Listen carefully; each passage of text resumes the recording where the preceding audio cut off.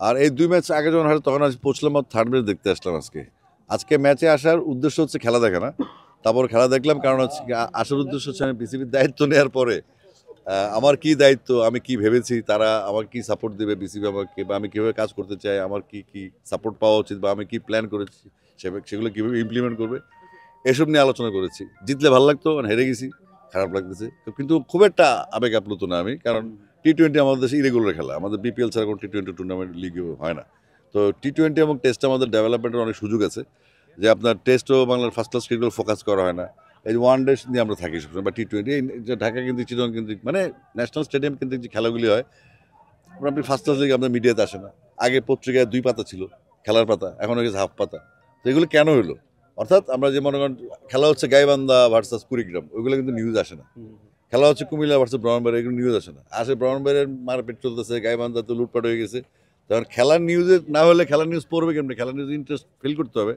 এই যে আজকে বাংলাদেশ হারলো, কালকে ওয়াশ হয়ে যাবে, যে হোয়াইট ওয়াশের সাথে নিজস্ব কিছু ওয়াশ থাকবে। কিন্তু আমরা আসলে এগুলো ওয়াশই করতে পারবো, কিন্তু ডেভেলপমেন্ট কী ভাবি সেটা আমাদের পজিটিভ হতে হবে, যে আমরা কোন দিক থেকে আমাদের সমস্যা, আমাদের ল্যাকিংগুলো কী, কীভাবে আমরা ইমপ্রুভ করতে পারি, কেন এই সমস্যাগুলো হচ্ছে। এখন আপনি বলতে পারেন যে ওয়ান ডেতে ভালো করলো হোয়াইট হাউস, আপনার প্রথম প্রশ্নটা ছিল। সেকেন্ড হলো টি-20, তা আমাদের বাংলায় টি-20 লিগ হয় না, টি-20 ওভাবে খেলা হয় না সারা দেশে, টেস্টও হয় না, তাহলে রেজাল্ট এমন হবেই।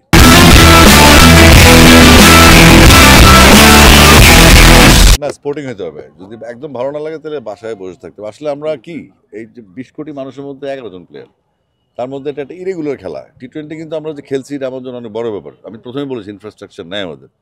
আর দর্শকরা আসলে পারফর্মারের কাছে পারফরমেন্স চাইবে। টিকিট কেটে আসে, অনেক দূর থেকে আসে, ছুটি নিয়ে আসে, কষ্ট করে আসে, আবার মন ভেঙে চলে যায়। প্রত্যেকদিন মন ভাঙলে ২-১টা গালি হবে। কিন্তু এই জিনিসটা সাস্টেনেবল হওয়া উচিত না।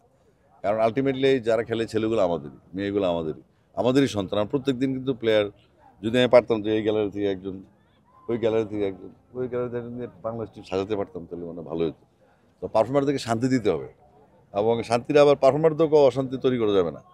পারফর্মার খেলতে হবে, প্রমাণ দিতে হবে সে প্লেয়ার। তো তারপরে এটা বেশি হয়ে যাচ্ছে, আর ফেসবুকের যুগ তো, যেখানে সবাই একটা টিভি চ্যানেলের মালিক, তো যে যার খুশি মতামত দিতেই পারে।